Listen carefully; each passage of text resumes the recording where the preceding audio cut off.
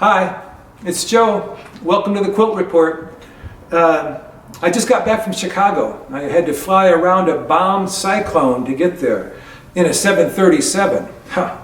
I had a great time. I was treated like the crown prince of Bohemia by the Salt Creek Quilt Guild, where I taught for a couple days, gave a lecture, and then I got to give a talk to the Chicago Modern Quilt Guild. After that, on Sunday, I got taken out by the officers of the Modern Quilt Guild to a wonderful dinner, and we got to talking about all things modern, about the modern quilt idea. And I had lots of ideas to talk about. Primarily, and I've been thinking about it ever since, primarily what we were talking about was the idea of the modern quilt, which is a set of aesthetic guidelines. There's a National Modern Quilt Guild, which has a central committee which decides which quilts will get into their show, QuiltCon, according to their idea of whether the quilts are modern enough to make it or good enough or whatever.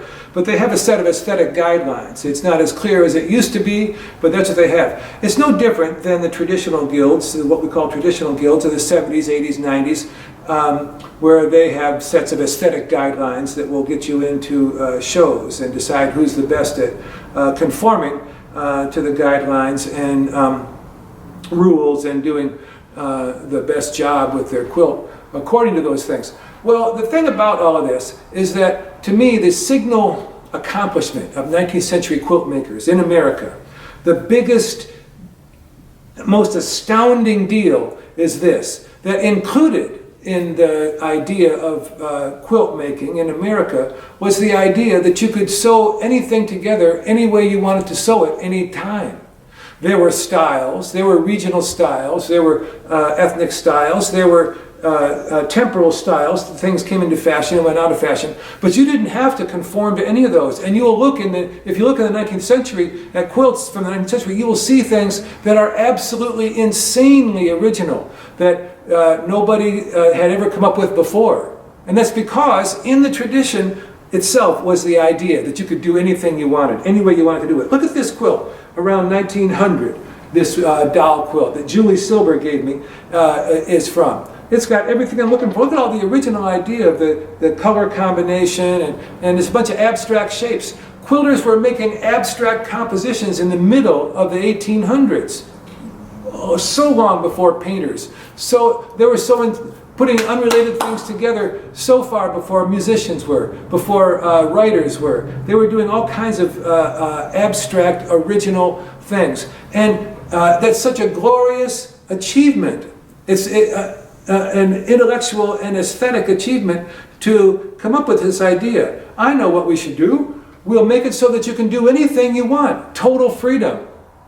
And that's what I come to quilts for, is for the freedom. I'm trying to find a way to be free in this world.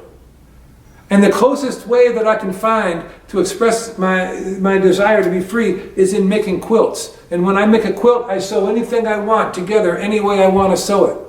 Because, and I got that idea from the 19th century quilts that I've studied. So the idea of not only the modern guilds, but any organizations that put guidelines out for the way things should be done, that's fine, and you can follow those guidelines if you want. But what I'm for is anarchy. Anarchy in the quilt world. I want everybody free to do it any way they want. That's what I want. That's what I'm looking for myself, is total freedom. Thanks for stopping by.